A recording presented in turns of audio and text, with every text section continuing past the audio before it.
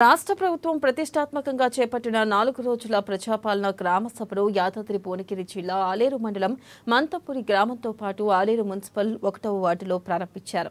ఇక ఈ కార్యక్రమంలో ప్రభుత్వ విప్ ఆలేరు ఎమ్మెల్యే బీర్ల ఐలయ్య పాల్గొన్నారు.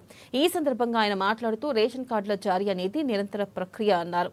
రాష్ట్రంలో 40 లక్షల మందికి కొత్త రేషన్ కార్డులు ఇవ్వబోతున్నామన్నారు. గత బీఆర్ఎస్ ప్రభుత్వం 10 ఏళ్ల పాలనలో 6 లక్షల రేషన్ కార్డులు కట్ చేసి 40,000 రేషన్ కార్డులు ఇచ్చారన్నారు. కానీ ప్రజాప్రభుత్వంలో అర్హులైన ప్రతి కుటుంబానికి కొత్త రేషన్ కార్డు ఇవ్వబోతున్నామన్నారు. రేషన్ కార్డులో ఉన్న ప్రతి సభ్యుడికి 6 కిలోల సన్న బియ్యం ఇస్తామన్నారు. ఇక ఇందిరమ్మ ఇల్లు, ఆత్మీయ భరోసా, రైతు భరోసా ఇస్తామన్నారు.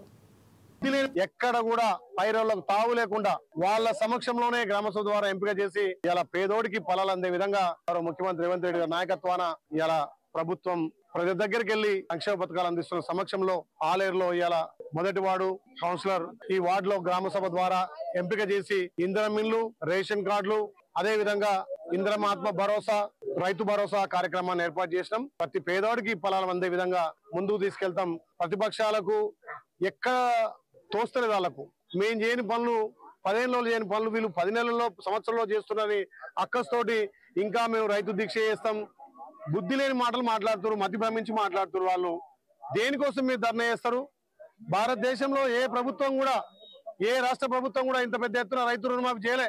ఇలా గౌరవ ముఖ్యమంత్రి రేవంత్ రెడ్డి గారు 22,000 కోట్లతోటి రైతు రుణమాఫీ చేసి తెలంగాణలో 25 లక్షల మందికి రైతు రుణమాఫీ చేస్తే దానికోసం మీరు ధర్నా చేసేది?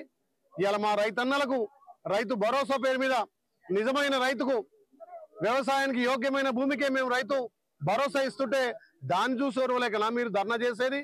ఏ ముఖం పెట్టుకుని ధర్నా చేస్తున్నారు? 10 ఏళ్ళు పేదవాడికి ఇల్లు కట్టియలే, 10 ఏళ్ళు పేదవాడికి ఒక్క రేషన్ కార్డు ఇవ్వలే. ఇలా సంక్షేమ పథకాలంటే కాంగ్రెస్ పార్టీ కాబట్టి కాంగ్రెస్ పార్టీ ప్రజాపాలన ద్వారా ఆలేరు నియోజకవర్గంలో అన్ని గ్రామాలకు అందరికీ అర్హులందరికీ కూడా పథకాలు అందించడంలో మేము ముఖ్య భూమిక పోషిస్తున్నాం. కాబట్టి ఈ ప్రజాపాలన ద్వారా ఇక తెలంగాణ ప్రజలు, ముఖ్యంగా ఆలేరు ప్రజలందరూ కూడా అన్ని పథకాలను సద్వినియోగం చేసుకోవాలని చెప్పి ప్రతి గ్రామ సభ ద్వారా